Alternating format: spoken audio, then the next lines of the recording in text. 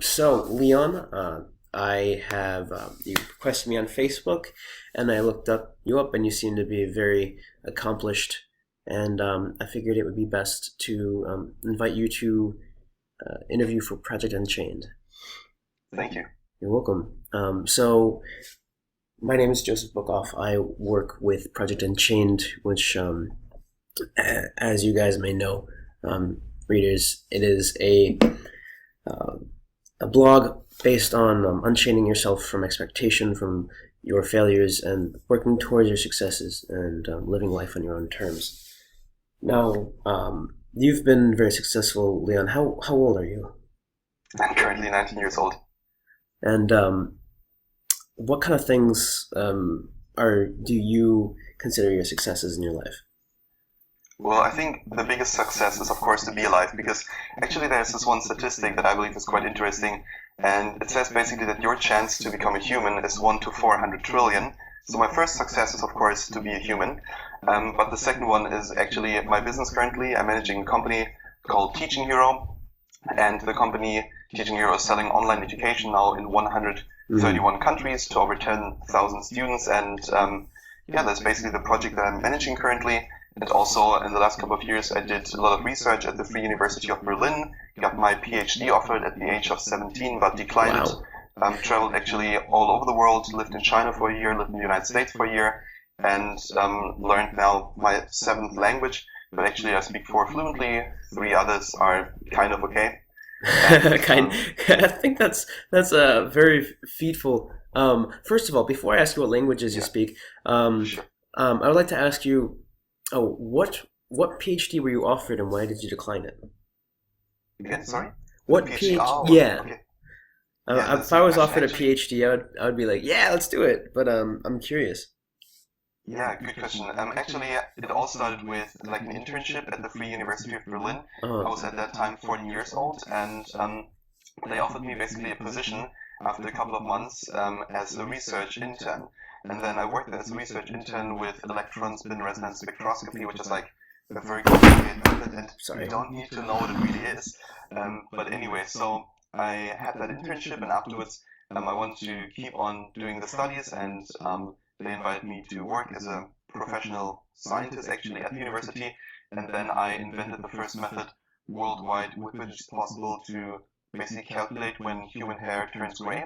And with that, I won like a big science competition in Germany. And then afterwards, I focused my studies on hair, but on like the connection between hair and skin cancer. Huh. And then Interesting. for that research, the Charité, which is like a big medical facility here in Berlin that is cooperating with the Humboldt University of Berlin, actually asked me to do my PhD at their university, but then I declined because I moved to China. And also at the Wow. same time, I was already managing a little business, and I thought that this business would become huge, but it didn't become huge. And I moved to China and simply didn't have time. Still was in school, and I still am in high school.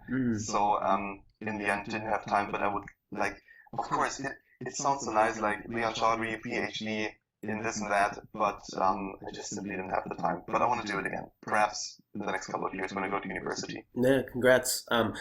I read up on your Medium and searched you and heard about the gray hair thing, which is pretty interesting. One of the things that I was interested in, was there a motivation for figuring out when your hair turned gray for you That is specifically, like personally? Yeah, actually, there was no reason in the end. Actually, it all came because once I was sitting in class and there was like a really pretty girl sitting next to me, and Hmm. she was like touching her hair and she was saying like, "Oh, my hair looks so messy" and so on, and I have to do something about basically, the quality of my hair. And I was at that time looking for like some kind of probe that I could use in order to do research with electron spin resonance spectroscopy. And I thought, why not put hair in it? Hmm. And the researchers and all the people at the university looked at me like, what the hell is this guy doing? And I put the hair in there, and in the end, of course, this turned into this method. But the first time I measured it, like people were confused and were like, this doesn't make any sense.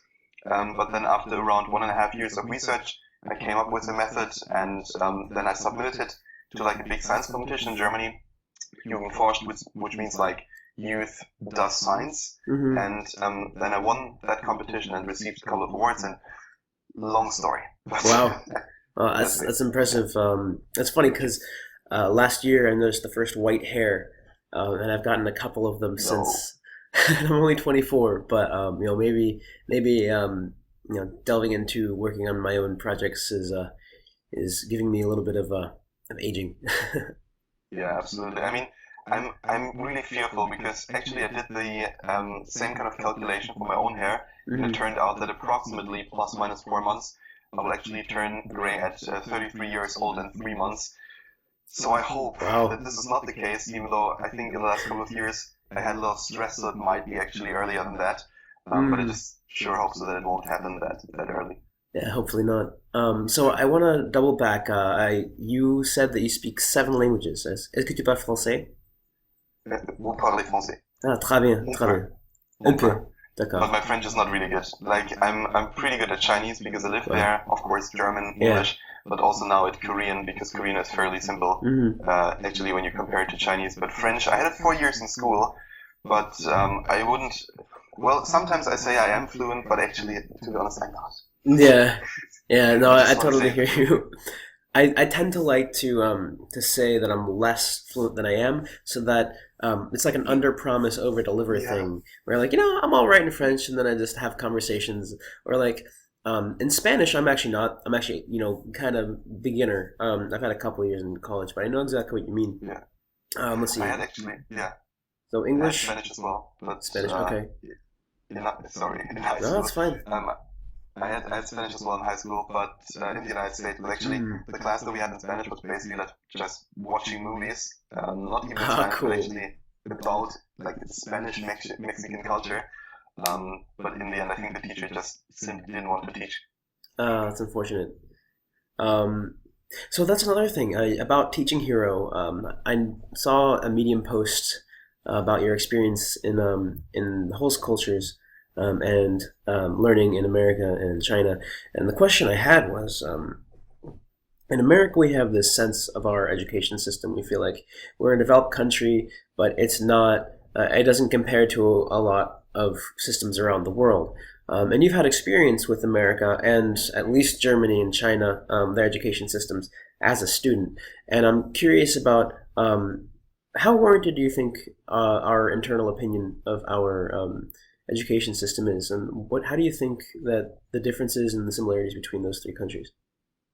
Actually, very good question. I put a lot of thought into this, and I think the worst of the three systems is actually in Germany, even though I think in the ratings, Germany is better than the United States, and of course, China is better than Germany. Hmm. But in the end, I think it is quite problematic that, especially in the US, and also, of course, in Germany, that basically the education system like breaks down everything too much. I think in China, for example, the students had to learn quite a lot, and of course, these images of students laying on the table, sleeping in their 5 minute break, that happens, but it's not as extreme as people really think. Hmm. I think there are actually three like very big problems with the education system in the Western world, and that is first of all, of course, the ratio between actually the quality of the content that you get or the quality of the education and the money that you pay for it. Because Hmm. let's think, for example, about an MBA at an American college. You sometimes pay like 30, 40, 80, $100,000 for your education, Hmm. so that after you actually leave the college, you're completely broke and have to work for, let's say, 5 or 10 years in order to work all of this off and to get the debt off your bank account. And also, I think the problem is that much of the education that we learn is actually not practical and also often not relevant. Because let's look at the education that we have, let's say, in high school and university. Hmm. Much of it is definitely worth learning, but most of it we cannot really apply in the real world, especially Hmm. not in a job. And then the third problem is that you do not really have, you cannot really control the quality of the education. For example, I'm in the business of online education. In Hmm. online education, you can give a rating, and if the course, let's say a video course or a book, has 3 out of 5 stars, you're probably not really interested in buying that course or buying that Yeah. book. But if there's a teacher in front of you and that teacher sucks, you cannot do anything about that teacher, and you still have to learn from this teacher a semester or two semester, Hmm. perhaps even for a couple of years. So in the end, I think that is the problem everywhere in the world, but Hmm. the ratio between what you pay and what you get out of it is, of course, in the United States, a little bit more drastic, because in China and Germany, education is fairly cheap, and in the US, it's super expensive. But many Americans say that their education system is so bad and so on, and they praise the Scandinavian countries. I think the US is better than they think, and I even believe that many students in the US are smarter than they think compared to the rest of the world, because often there's this narrative that especially people from Europe say all Americans are dumb, and I'm sorry, I work together with so many smart Americans. Thank you. Yeah, you too, absolutely. I mean, people like you, smart people like you, and especially also in the high school that I was in, the students were incredibly smart. But I think there's also the problem in the United States that, like, college education is not as important for families as it is, for example, in Germany or in China. If you in China don't go to university, your life is already over. Your parents don't trust you anymore. They will kick you out. I mean, it's not that extreme, but you know what I mean. And a lot of families in the U.S., it's very similar. It's seen as mandatory college for us to succeed in anything, to get a job. And sure, there are some jobs you don't need it, like and any wage jobs or a shift job, you don't necessarily need a college degree, but in a company, any salaried job, without the experience, you're going to need the degree, and that seems to be in America as well. And so it's interesting to hear your perspective, since you've been in all three, and you have your online teaching hero company, and you have the experience and the independent thinking to give an accurate viewpoint. Thank you. No problem. Another thing I was thinking of, it's not as related to the online course hero, teaching hero, but when I read a Medium post where you were with your host family, I believe in China, and your host father had a heart attack, and you rushed in, you helped him out, but the ambulance. The systems over there were very expensive, and they weren't able to seek professional help. And I'm wondering, what were you thinking in that moment? What were your thoughts? And just replay that for us. Actually, the story is completely right, but it happened in the United States, because I was living in a family in Minnesota, and they were like fairly poor, to be honest. Yeah. And they only had a couple of $100 every single month, and I think they didn't have any kind of special medical care, or I'm not sure about the system in the United States. But the problem at that, or basically, I want to tell you the story. I was sitting in my bed, and I was still watching videos at 2 o'clock in the morning. It was a weekend or something, and I was, just doing nothing. And I heard something like somewhere in the hallway, and then I heard like a door opening, and my host father, he was going into the bathroom, and just a couple of seconds later, he fell, and it made like a huge and the entire house was shaking, and I rushed out of my door and looked at him, and he was like mumbling things. He was like and I was so confused, because I've never seen anything like that. I know my host dad in the United States was fairly old. He was 73 when I was there, and my host mother was 71, and I knew that he was very sick, but of course I never thought that this would really happen at any point in time.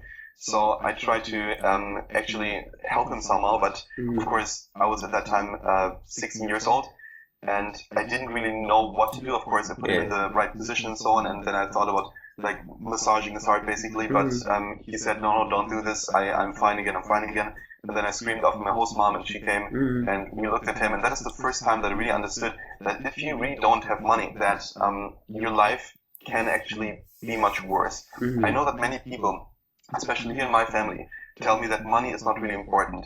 My parents don't have a lot of money. Me and my mother are together here. I don't have a father, and so on. But the problem is that many students, especially in the Western world or just in the US or anywhere, feel like they don't need money. And that is the first time that I really realized, if you don't have money, like this amount of money that you need in order to be happy, you're going to have problems. Of course, there's like an amount of money. I think actually there are statistics that $5,000 or more, you're just not going to be happy anymore, or not more happy. But I think to have at least a couple of $1,000 or to just have at least the amount of money that makes you happy should be like a goal that everyone should have, like to reach that point. I recall a study being made where up to $75,000, your happiness level goes up, and then at that point, the more that you make, you get more frustrated, more problems, etc. More money, more problems.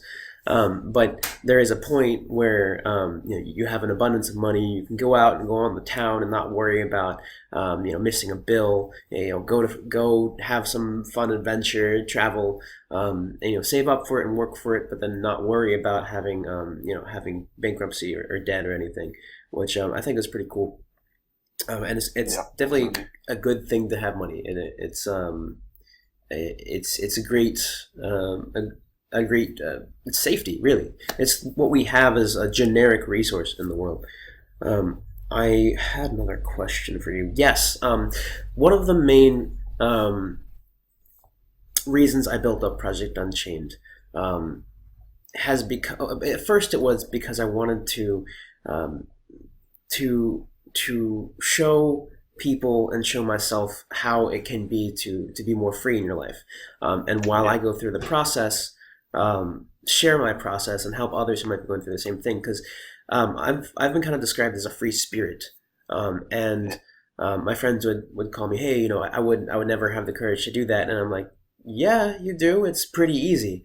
And I've noticed, like, I took a month. I took like about 3 weeks last year, and went on a road trip and wrote about it, and it cost less money than it would have been to stay here, and that's one of the things that I've heard from a lot of people is that, well, travel's too much money, it's so much work, and it's really not. It's so easy, and I wanted to show people that, but as I've realized that I still need money to do the things that I want. Some people are comfortable with the nomadic lifestyle without any money coming in. Personally, I'm comfortable with the nomadic lifestyle, but I would have to have a guaranteed income, which is why I'm finishing my school career and perfecting my programming skills, etc. And the blog has changed from a travel, you can travel, inspire yourself, and if you want to, here's how you do it, to success is not intimidating. And people like you, I believe that Teaching Hero is a multi-million-dollar company, if I'm right? Not yet. Not yet. But it is hopefully in 24 months. Great, but you've done this. You're 19. You've traveled. You've educated yourself in 3 countries, and you've done a lot of impressive things with your life. Being offered a PhD and everything. And I like to personify people who are successful like yourself. And thus, I like to talk to you and to others about your failures, about moments in your life where you feel like you couldn't have gone on, or like where you almost gave up, and not to throw you under the bus or anything, but to make it real, because all we see is like, oh, success, success, success, and then it feels unattainable. But behind that success, there is a real story of a real person that actually did it. And I want to hear your story. What's a moment that you felt you almost gave up, and what helped you move on? Actually, that is a very good question, and I'm sure that I cannot give you a very satisfying answer, because the one thing that you have to learn about me is that I'm extremely, extremely hardworking, and I really mean that. Sometimes, or most of the time actually, I get up at around 4:30 or 5 o'clock in the morning and really work until like 10 or 11 o'clock at night, and really work this time and don't like watch YouTube videos or something like that. So in the end, failure doesn't happen too much to me, because I think that I can compensate it with work. I know that there are always minor failures, but I just don't see them as failures. I just try to move on. So the one thing that's, again, super important to me is just simply to have a goal right in front of you, and whether they're like stones in the way, just jump over them or kick them away. And that is what I'm trying to do with all the work that I'm putting in. For example, I want to tell you a little story.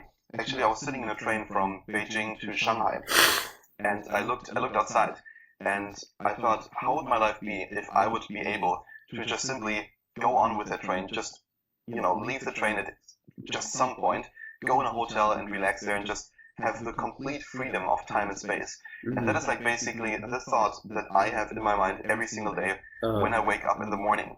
And that is why I try to push as hard as I can to have not as many failures. Of course, there are some failures. For example, right now, I perhaps made a little mistake that actually turns out to be a big mistake.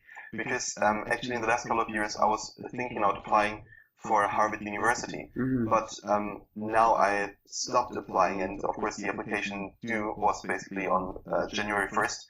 And I stopped applying because I don't know, I just don't feel comfortable with the thought of going to the US currently or going anywhere in the world. I just want to stay here in Berlin for now a year or two. And I'm thinking, was this now a big mistake or not? Because in the end, going to Harvard University is, of course, one of the best things that could happen to you in life. And I finally start to realize that now. And I think there was a big mistake and a big failure actually to do that. Now I'm thinking about transferring to Harvard next year. But I have to live with that now. And I think the only way to really learn from your mistakes is not to see them as big mistakes, rather think I'm now in a new position and I have to find the best way to go into the future. So what I'm doing right now is I try to build my business extremely quickly right now because I want to have that feeling of I'm beating all of these Harvard guys with making more money, with being perhaps more educated, learning more, doing more, so that I have the complete freedom that perhaps they need another 5 to 10 years for in order to accomplish. So for example, I can right now tell you that I'm like financially independent in the way that I can pay my bills very well with what I'm doing. I'm not a millionaire yet, but the great thing about it is just that most people, even if they come from Harvard, from Yale, or anywhere, they often, it takes them a long time in order to get to the point where I am right now, because it all just starts up here. If you know how to think properly, and if you understand that failures will not destroy your life, even if they're big, and that you know that you can move on, you're going to succeed in life. That's a really inspirational way to say it, but it's very true. It's very true, and it's interesting because I read somewhere that I don't remember where, one of the greatest predictors of success is your ability to reframe failure. So it was really cool that you took that in a new direction when I asked you about that. And I've definitely noted that like there are certain times in my life where I could have easily seen it as a failure. For instance, my choice of university, I go to Rutgers right now, which is a very good university. It's that we were asked to be in the U.S. Ivy League twice, but we turned it down to keep our tuition low. I had the choice of going to UCF in Florida, which for computer science is very reputable. My cousin graduated from there, works at a government contractor, and gets a couple offers for other jobs per week trying to poach him. And it was interesting because I wanted to go there because all my friends were in the area since I went to get my associates down in Florida, and I wanted to stay. Florida's beautiful, it's great, but I chose to go to Rutgers because it was a better school, better college, and I had some graduates in my family. My father and my uncle graduated from there, and I regretted not going down there for a very long time in my life. Because a lot of my friendships fizzled and died because of my move, and but as you were saying, if you reframe it, and I remember reframing it to, well, I'm a better college, I have a lot more opportunities up here, and it helped me live with it, and that's one thing that that you seem to reflect, is that the acceptance of your situation seems to dictate how well you can move beyond it. Because if you don't accept it, you'll always be going back to try to accept it. Absolutely. That was beautiful. Thank you. I'm flattered. So before we go, I'm going to ask just a couple more questions. And then I'll just open you up to talk about whatever you want after that. Yeah, sure. I read something, it was the interview with a local newspaper when you were in the U.S. Yes, I'm a bit of a stalker, I'm sorry. But it noted that you jogged pretty often. And I actually just yesterday wrote a post about exercise that you may have seen. Where are you running to? Talking about how exercise is basically a cure-all, and how I attribute a lot of my stability and resilience to exercise. And I'm wondering how your habit of jogging has affected you. That is a very good point because, to be honest, I'm a person that can do a lot of exercise and then don't do it for a couple of months, turn Uh-huh. completely fat, gain 20 pounds, and then be frustrated again and try to just run every day 3 times. Uh-huh. Actually, I loved jogging. At that time when I was living in Minnesota, I did a lot of jogging in order to explore the countryside, and I Mm. went out in the fields and went there. And actually, one time, I actually almost got hit by lightning, which Wow. was terrifying because I was like in an open field and there Yeah. was like lightning. And I was like, oh my gosh! And I ran as quickly as I could, but Uh-huh. that was anyway horrifying. But actually, on that day, I really understood what my jogging was all about because I wanted to kind of gain that freedom. Mm. And I was at that time a little bit spiritual and thought, okay, I want to just go somewhere in those fields and sit down and just listen to the wind and so on. And actually, I would love to do that again right now, but in the last couple of years, it has all just been like one big hustle, which I don't really Yeah. appreciate, to be honest. For me, like running is kind of freedom and Mm. also exercise in general. Currently, actually in China, I did a lot of exercise because there was a girl that I was really in love with, and Oh. she was like super, super trained. She was one of the Yeah. well, like sprinters in the team, and now she is Wow. actually in Beijing Jiu, which is like the best university in China for sports. Wow. And I was really fat when I came to China. I was 100, I was 260 pounds Wow. actually, and I lost around 20 kilograms, around 40 pounds, and now I Congrats. gained around 10 kilograms again, so 20 Uh-huh. pounds. And I want to get this off again. So like for now, a week again. And that's why Yeah. I think it's funny that you asked me that right now. For a week again, I'm on a diet and I'm trying to slim down a little bit. But Congrats. it's always difficult when you're like in a job or somewhere, when you're in the office and there's like the kitchen in the next room and there's the refrigerator and Yeah. there's so much nice stuff in it and Yo, it's difficult. the I guy think that just woke up, he works at a cookies and crepes place, and so he brings yeah, cookies home every now and then. And I'll have to. The first time I just ate like the whole box, and then the second time I'm like, you know what? I'm just gonna eat a couple, and I ate a couple. yeah, And now like I'm not eating any of them. I really want to, but I'm trying to make myself attractive as well, because there are a yeah, couple of girls in my life that I'd like to pursue. Um, but absolutely. it's also not just that, but I feel so much more energetic and I feel so much more healthy and alive when I eat healthy, when I exercise healthy. So it's great to hear that you have that habit, and it's interesting to hear that it doesn't always fit into your life, and how that affects you. Um, Yeah, I mean, I'm just a normal human being, like yeah. everyone.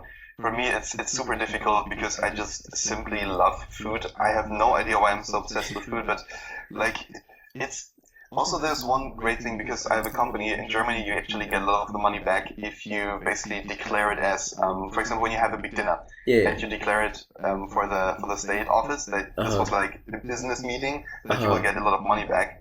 So Yep. I'm a little Same with bit tempted us. You don't have somehow. to pay taxes on what. It's a different rule on business expenses. Yeah. Absolutely, and that's why sometimes I'm a little bit tempted because my school is kind of close to a lot of very good restaurants, Yeah. and so when I leave school and go back home, I'm like really tempted to go to the restaurants, and of course they cook with a lot of fat and a lot of oil and so Yeah. on, and that's why I get fatter again. But you're completely right. I mean, like living healthy actually makes me kind of also feel like healthy in my mind. Uh huh. So when I really eat a lot of chocolate or something that's very unhealthy, Uh huh. the evening I do that, I regret already doing it, and then I swear I will never eat food again. And then the next Yeah. morning, like 12 hours later, I'm like, I Uh, could go for some chocolate. It's like, yeah. but now I try to stay really healthy again. Great. I've created this tradition. It's kind of a joke question that I asked the first guy I interviewed.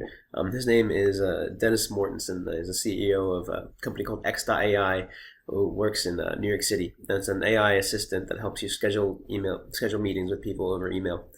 Um, Cool. and I asked him. He gave me. I wrote a post about it called the Serial Post. Um, I was expecting like a silly answer, or just for the question to be a joke, but he gave me a lot of detail about why he eats cereal. But I've got a question for you. You don't have to give a detailed answer, but what Okay. kind of cereal do you like, and what kind of cereal do you eat, if any?